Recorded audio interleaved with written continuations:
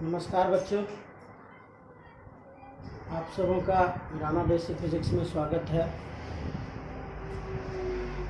हम लोग का जो टॉपिक चल रहा था प्रिज्म, आज भी वही कंटिन्यू है और आज हम लोग प्रिज्म सूत्र का निगमन करेंगे।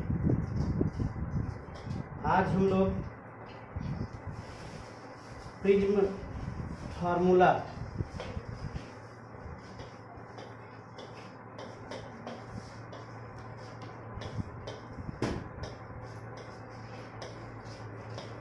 फार्मूला का निगमन करेंगे।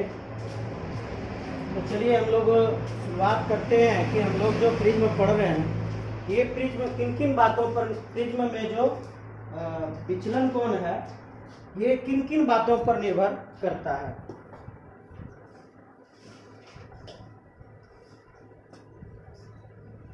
प्रिज्म में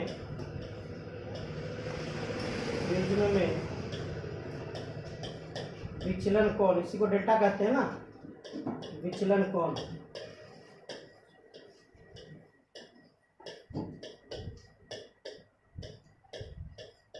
किन किन बातों पर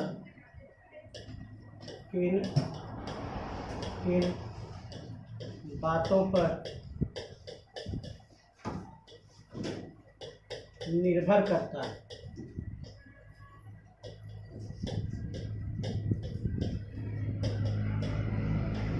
तो चलिए ये बात हमको देखते हैं कि आखिर वो कौन कौन सा स्थिति है जहाँ पर प्रिज्म कोण उस पर डिपेंड करता है। The factor on which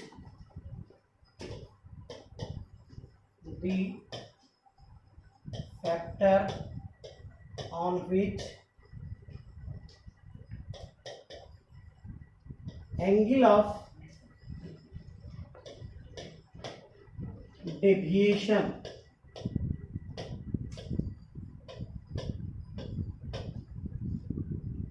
depends upon, वो कौन कौन सी स्थिति है जिन जिन स्थिति में विचलन कोण का मान निर्भर करता है। तो सबसे पहला है कि यह निर्भर करता है प्रिज्म के अपवर्तनांक पर। किस पर निर्भर करता है? म्यू पी, प्रिज्म के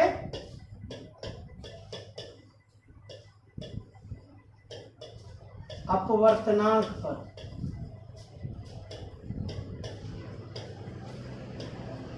ये प्रिज्म का अपवर्तनांक क्या है तो उसको इंग्लिश में क्या कहते हैं? Refractive index of prism, refractive index of prism, यानी अपवर्तनांक की कैसी स्थिति होती है जो विचलन कोण के मान पर प्रभाव पड़ता है। तो ये क्या कहता है कि यदि अपवर्तनांक में वृद्धि होगा, ऊपर इंक्रीज, यदि अपवर्तनांक में वृद्धि होता है तो विचलन कोण का भी मान इसके साथ बढ़ने लगता है। यदि प्रिज्म के अपवर्तनांक में वृद्धि हो जाता है तो विचलन कोण का भी मान इसका बढ़ने लगता है। नंबर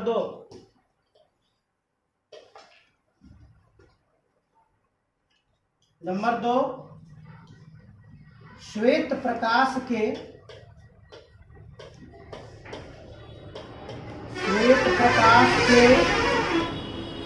आपतन कोण पर,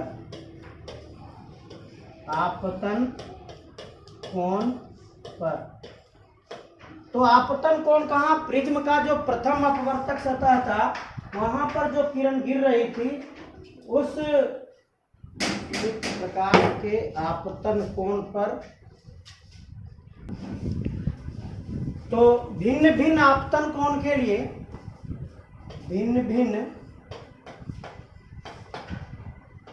आपतन कोण के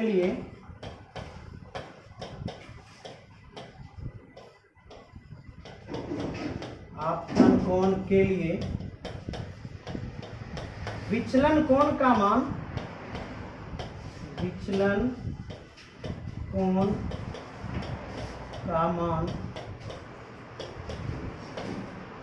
भिन्न होते हैं। होते हैं। और इसको हम लोग जो है आगे देखेंगे, जब ग्राफ बनाएंगे ना तो इसमें दिखाई पड़ेगा कि जो विचलन कोण है भिन्न होने के बाद, आपतन कोण जो है, आपतन कोण के मान के बदलाव के बाद विचलन कोण का मान कैसे बदलता है। तीसरा पॉइंट है प्रिज्म कोण पर। नंबर 2, प्रिज्म कोण पर। तो प्रिज्म कोण के मान में यदि वृद्धि की जाए तो विचलन कोण का मान भी बढ़ जाता है। प्रिज्म कोण के मान में यदि वृद्धि की जाए तो विचलन कोण के मान में भी वृद्धि हो जाती है। दूसरा नहीं, तीसरा पॉइंट है ये।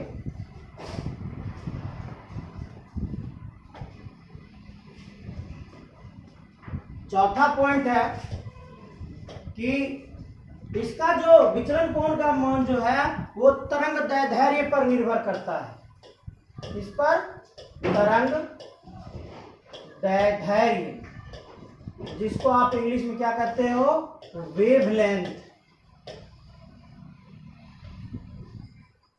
किस पर निर्भर करता है? ये वेवलेंथ पर निर्भर करता है कि यदि तरंग दैर्ध्य बढ़ती है तो विचलन कोण के मान में कमी आती है। तो हम लोग जो पढ़े हैं विभ गयोर,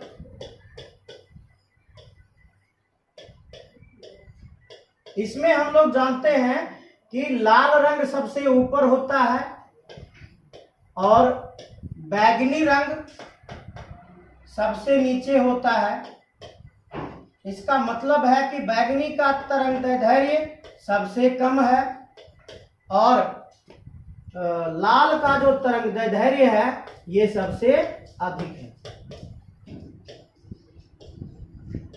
तो यानी वायलेट से लाल रंग की ओर अगर चलें, वायलेट से लाल रंग की ओर चले तो क्या करता है? तरंग दैर्ध्य का मान बढ़ेगा, लेम्डा क्या होगा? लेम्डा बढ़ेगा। अगर लेम्डा बढ़ेगा तो कौन घटेगा? तो विचलन कोण घटेगा। लेम्डा के मान में वृद्धि होगी, तरंग दैर्ध्य के मान में वृद्धि होगी। सबसे कम तरंग दैर्ध्य किसका होता है? वायलेट का होता है। सबसे अधिक किसका होता है? तो लाल का होता है। यानी वायलेट से लाल की ओर जाते हैं तो तरंग दैर्ध्य में वृद्धि होती है। अगर तरंग दैर्ध्य में वृद्धि होगी तो विचलन कोण के मान में कमी आएगी। अगले में आइए, तापमान पर निर्भर करता है। इस पर नंबर 5, टेम्परेचर पर निर्भरता। कैसे भाई, कैसे टेम्परेचर पर यह निर्भर करता है? तो इसके विषय में जानना चाहें। यदि तापमान में वृद्धि होती है, यदि तापमान में वृद्धि होती है तो अपवर्तनांक में कमी होती है, तो अपवर्तनांक में कमी होती है। इसके पहले हम लोग पढ़े थे कि जितना गर्म होगा उतना वह विरल होगा। क्यों होगा विरल? क्योंकि तापमान के बढ़ने से घनत्व में कमी होती है। तापमान के बढ़ने से घनत्व में कमी होती है। जो पदार्थ के कण होते हैं, जिस कण से वो पदार्थ बने होते हैं, वो कण इर्द गिर्द भागना शुरू कर देते हैं। उनके बीच में गैप बच जाता है। गैप होने के कारण उसका जो अपवर्तनांक है वो घट जाता है। और अपवर्तनांक और विचलन कोण का क्या संबंध है? हम लोग यहाँ देखे थे। अपवर्तनांक और विचलन कोण का क्या संबंध है? अपवर्तनांक बढ़ेगा तो विचलन कोण बढ़ेगा, अपवर्तनांक घटेगा तो विचलन कोण घटेगा। बताइए यहाँ पे, तो यहाँ क्या हो रहा है? विचलन कोण में कमी हो रही है। अगर विचलन कोण में कमी, अपवर्तनांक में कमी हो रही है तो विचलन कोण में भी कमी होगी। इसका मतलब क्या हुआ?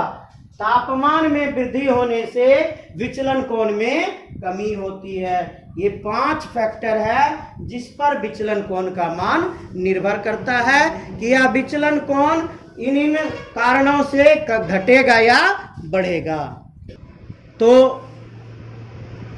कहता है कि विचलन कोण का सूत्र I प्लस ई बराबर ए, हम लोग पढ़े थे डेल्टा बराबर क्या होता है I प्लस ई माइनस ए, जहां I क्या है, I आपतन कोण है, E क्या है निर्गत कोण है। कहीं कहीं आपको ऐसे भी मिलेगा सूत्र डेल्टा बराबर I1 प्लस I2 माइनस ए, सेम चीज है, ये I1 और I आपतन कोण है, I2 और E निर्गत कोण है। तो क्या कहता है कि इस सूत्र से यह स्पष्ट होता है, क्या स्पष्ट होता है भाई, कि विचलन कोण का मान किस पर निर्भर करता है, आपतित प्रकाश के आपतन कोण पर निर्भर करता है। हम लोग पॉइंट नंबर 2 पढ़े थे, हम लोग पॉइंट नंबर 2 क्या पढ़े थे कि आपतन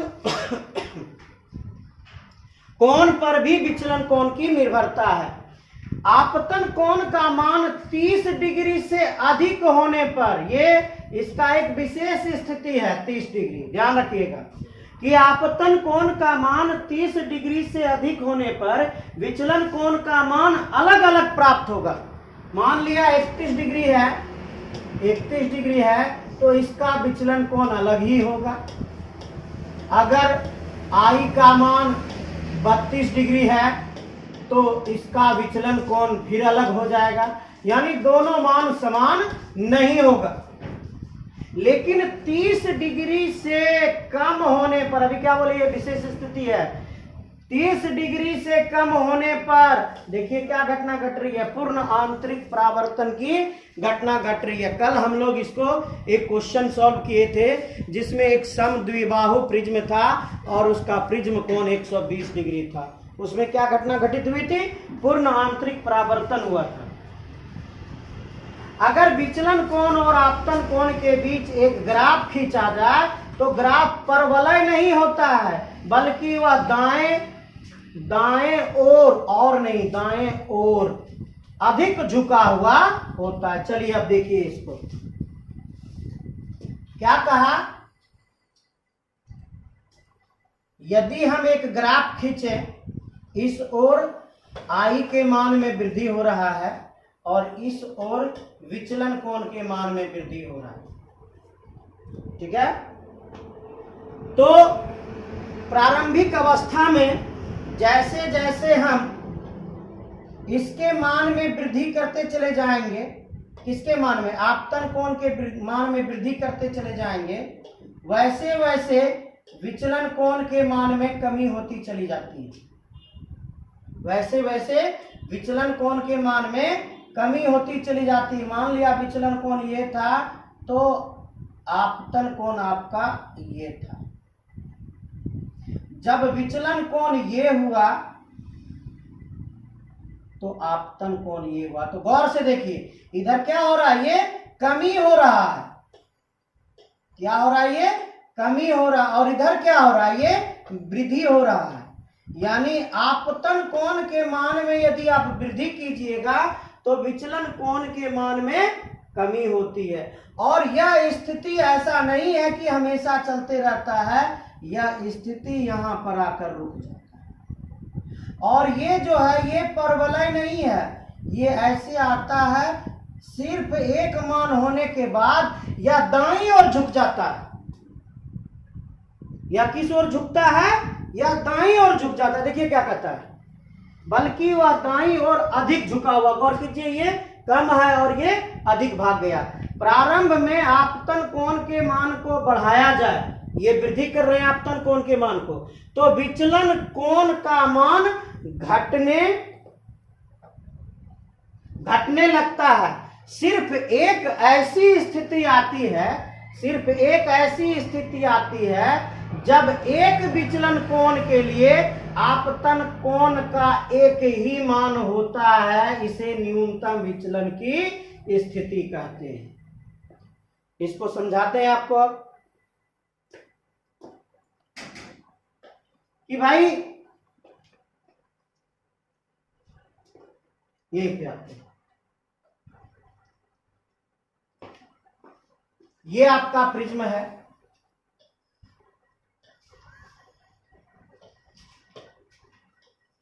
ये किरण आपतित हुआ, ये अभिलंब था। इसका मान 40 डिग्री था। एक उदाहरण एग्जाम्पल दे रहे हैं सिर्फ समझने के लिए और कुछ नहीं। इसका मान 40 डिग्री था और हमें इसका मान 30 डिग्री प्राप्त हुआ।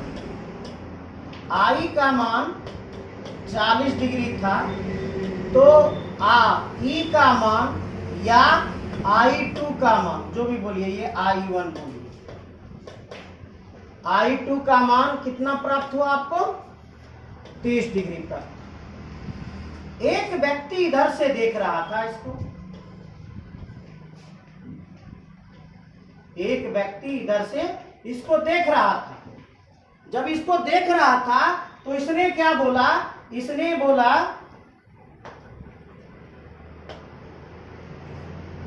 कि भाई यहां पर जो कोण है, ये वाला जो कोण है, चूंकि इधर से देख रहा था, आपतन कोण आई है जिसका मान 40 डिग्री है, लेकिन इधर जो निकल रहा है ई, ये कितना डिग्री है?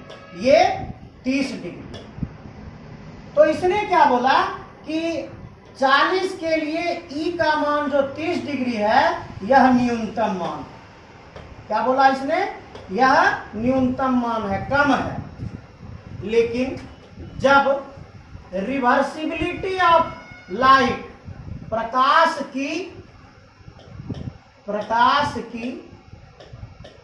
उत्क्रमणीयता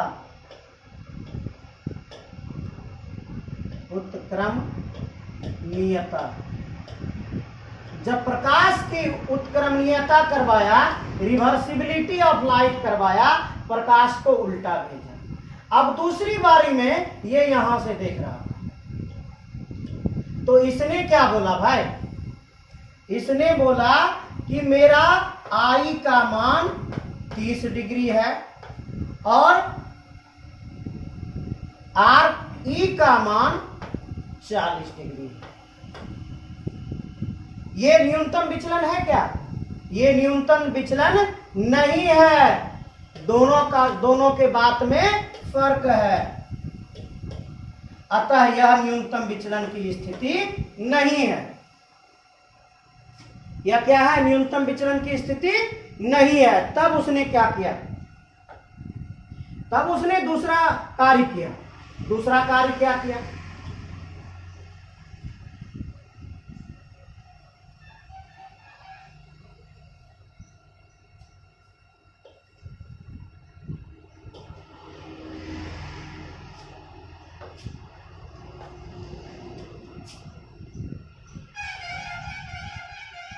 अब उसने दूसरा कार्य किया कि इसे वह 40 डिग्री नहीं लिया, इसे अब 40 के बदले में 30 डिग्री लिया। इसे अब क्या लिया? 40 के बदले में 30 डिग्री लिया। तो इसने क्या बोला? पहला वाला व्यक्ति क्या बोलता है? मेरे आई का मान 30 डिग्री है और ई का मान 30 डिग्री। तब दूसरे ने क्या बोला? मेरे आई का मान 30 डिग्री है और ई का मान 30 डिग्री है। अब दोनों के बात में कोई फर्क नजर आ रहा है क्या? अब दोनों के बात में कोई फर्क नहीं है। अर्थात क्या कहना चाह रहा है? यह कहना चाह रहा है कि यह कहना चाह रहा है कि ये जो न्यूनतम विचलन की स्थिति है, ये वाला, यह एक ही स्थिति है। क्या कह रहा है? क्या कह रहा है? यहां कह रहा है, यहां कह रहा है। देखिए क्या कह रहा है? सिर्फ और सिर्फ एक ही स्थिति है। किसके लिए?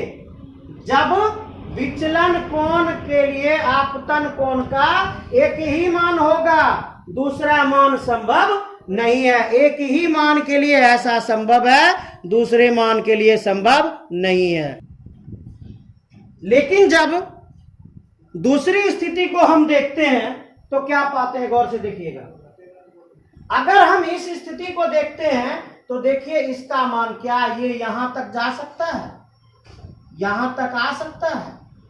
अगर एक विचलन कोण हम इसको लेते हैं तो इसका कितना मान प्राप्त होता है, एक ये वाला मान प्राप्त होता है और एक ये वाला मान प्राप्त होता है। और कोई स्थिति को ले लीजिए, अब इसी स्थिति को अगर लेते हैं तो एक मान ये वाला है और इसको अगर आगे बढ़ाएंगे तो दूसरा मान ये वाला है।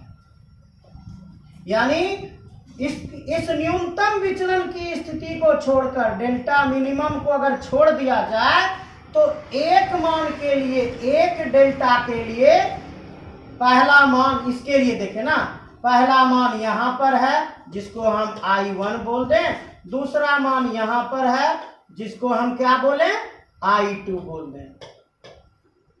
अब इसकी बात करें तो पहला मान यहां पर है, इसको I1 बोल दें, चाहे आप I बोल दीजिए।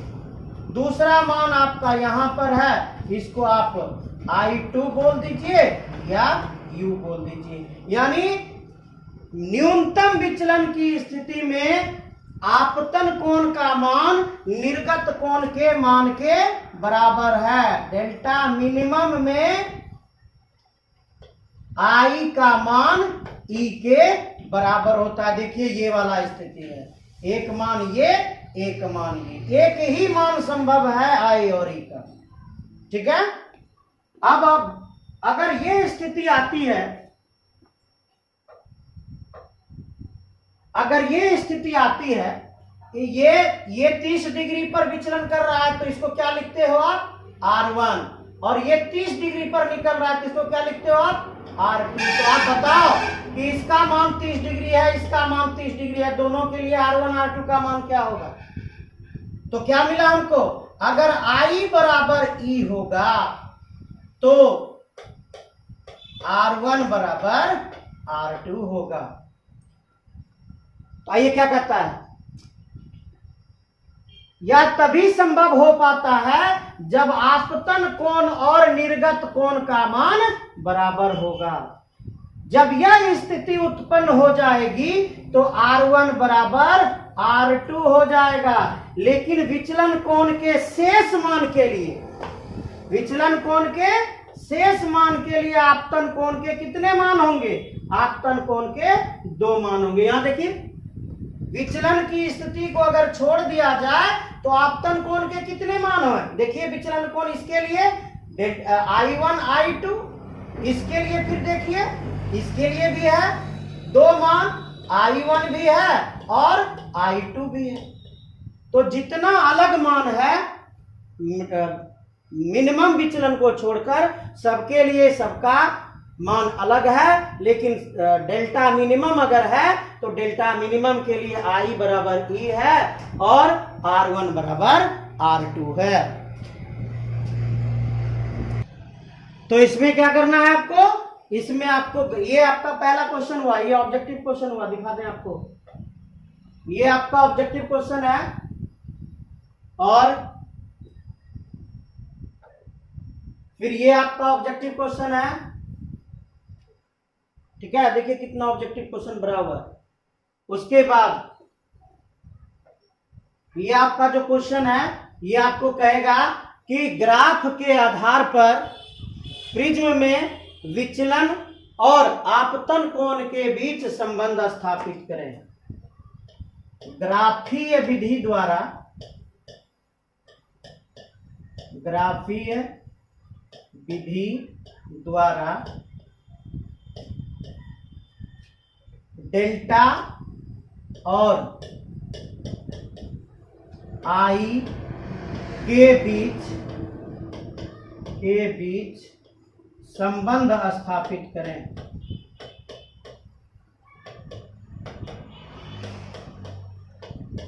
स्थापित करें, ये आपका इसका क्वेश्चन था। और इसका जो व्यंजक है आप जो लिखना है वो आपको यहाँ पे लिखा हुआ है, इसके बाद ये यहाँ पे लिखा है। ये आपका स्थिति था। अब हम लोग आते हैं प्रिज्म सूत्र का फार्मूला निकालने के लिए। ठीक है। तो प्रिज्म सूत्र का जब फार्मूला निकालते हैं तो हम लोग स्थिति क्या लेते हैं कि ये प्रिज्म है, प्रिज्म का अपवर्तनांक म्यू पी है, इधर ये हवा में है और इधर भी ये हवा में, दोनों तरफ हवा में है, अर्थात प्रिज्म हवा में हो तो न्यूनतम विचलन के लिए प्रिज्म के अपवर्तनांक का व्यंजक प्राप्त करें। यदि प्रिज्म कहाँ हो, प्रिज्म हवा में हो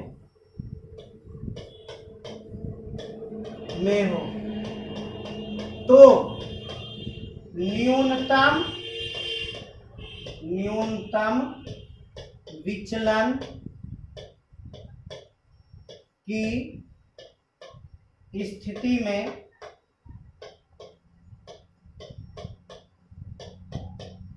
प्रिज्म के म्यू पी, प्रिज्म के म्यू पी यानी क्या, प्रिज्म के अपवर्तनांक का व्यंजक प्राप्त करें।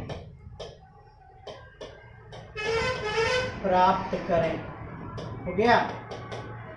तो इसके लिए हम लोग जब न्यूनतम विचलन की स्थिति में जाते हैं तो न्यूनतम विचलन की स्थिति का सूत्र अभी हम लोग तुरंत लिखे हैं, क्या क्या लिखे हैं वो भी दिखा दें दोबारा आपको।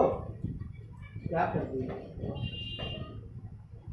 देखिए यही है, न्यूनतम विचलन की स्थिति जब आती है, न्यूनतम विचलन की स्थिति, तो I बराबर E और R1 बराबर R2 हो जाता है। ठीक है, तो क्या लिखें,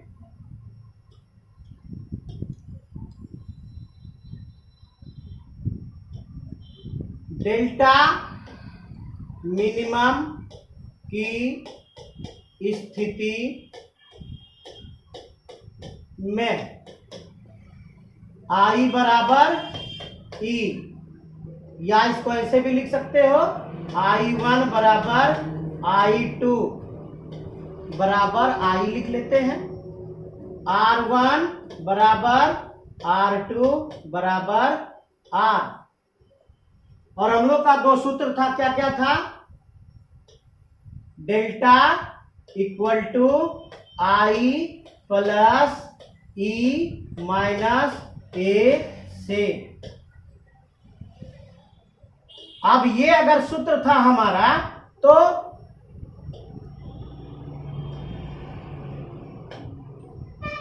ये अगर हमारा सूत्र था, तो अगर इसमें हम मिनिमम जोड़ दें, अगर इसमें हम क्या जोड़ दें बेटा, मिनिमम जोड़ दें, तो मिनिमम अगर जोड़ेंगे तो I का मान I, E का मान भी I हो जाएगा minus A। Delta minimum equal to I plus I, 2I minus A। A को इस तरफ लाइए, A के आगे में प्लस का चिन्ह इधर आएगा तो माइनस का चिन्ह, डेल्टा मिनिमम प्लस A बराबर 2I, इसलिए I बराबर डेल्टा मिनिमम प्लस A पूरे पर बटे 2, समीकरण नंबर 1। दूसरा समीकरण था हमारे पास,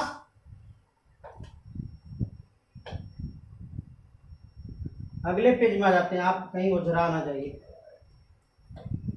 दूसरा समीकरण था हमारे पास A equal to R1 plus R2, यही था ना, R1 प्लस R2। लेकिन स्थिति हमारी क्या थी, डेल्टा मिनिमम की स्थिति थी। डेल्टा मिनिमम की स्थिति में क्या था, R1 और R2 बराबर था, तो A बराबर क्या हो जाएगा, R प्लस R, A बराबर 2R, इसलिए R बराबर A/2।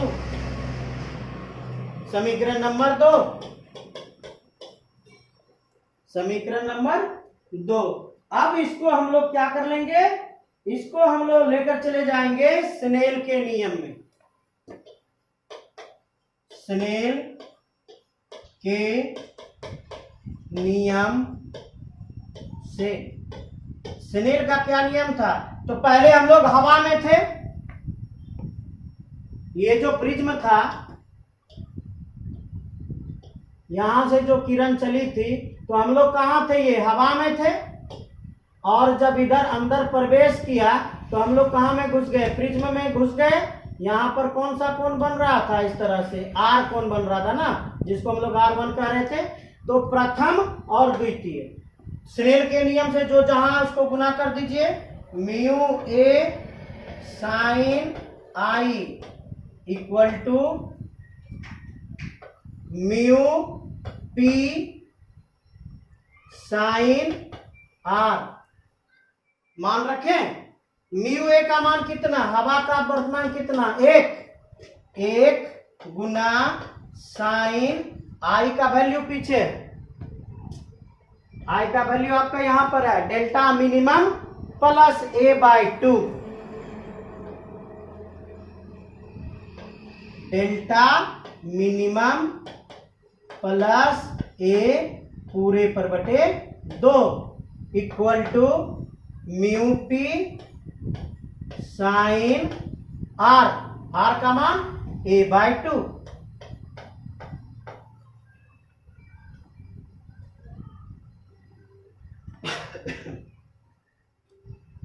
तो भाई जब इसको 1 से गुना करेंगे तो ज्यों का त्यों बच गया। हमको म्यू पी का मान निकालना है। अगर म्यू पी का मान निकालना है तो साइन A/2 किधर चला जाएगा? उधर चला जाएगा। तो mu P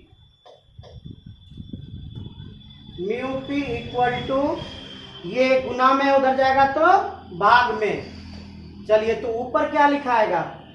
delta sign bracket में delta minimum plus A/2 bracket बंद बटे साइन A/2। यही इसी को हम लोग क्या कहते हैं? प्रिज्म फार्मूला कहते हैं। क्या कहते हैं इसको? Prism formula. और इस प्रिज्म फार्मूला पे आपको 2 क्वेश्चन दे रहे हैं। पहला क्वेश्चन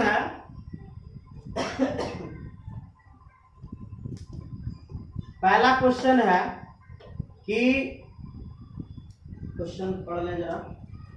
यदि प्रिज्म का अपवर्तनांक √3, प्रिज्म का अपवर्तनांक म्यू पी का मान दिया है √3, और क्या दिया है? तथा प्रिज्म कोण 60 डिग्री हो, प्रिज्म कोण 60 डिग्री हो, ए बराबर कितना? 60 डिग्री हो, तो डेल्टा मिनिमम का मान क्या होगा? बस म्यू पी का मान, ए का मान आपको दिया हुआ है, डेल्टा मिनिमम का मान निकालना है। दूसरा क्वेश्चन दिया है, यदि प्रिज्म कोण 60 डिग्री और न्यूनतम विचलन कोण 30 डिग्री, प्रिज्म कोण 60 डिग्री और न्यूनतम विचलन कोण 30 डिग्री हो, तो प्रिज्म के अपवर्तनांक का मान क्या होगा? ये 2 क्वेश्चन है। इसको 2 क्वेश्चन को प्रिज्म के फार्मूला पे सॉल्व करके रखना है। धन्यवाद। मन से पढ़िए।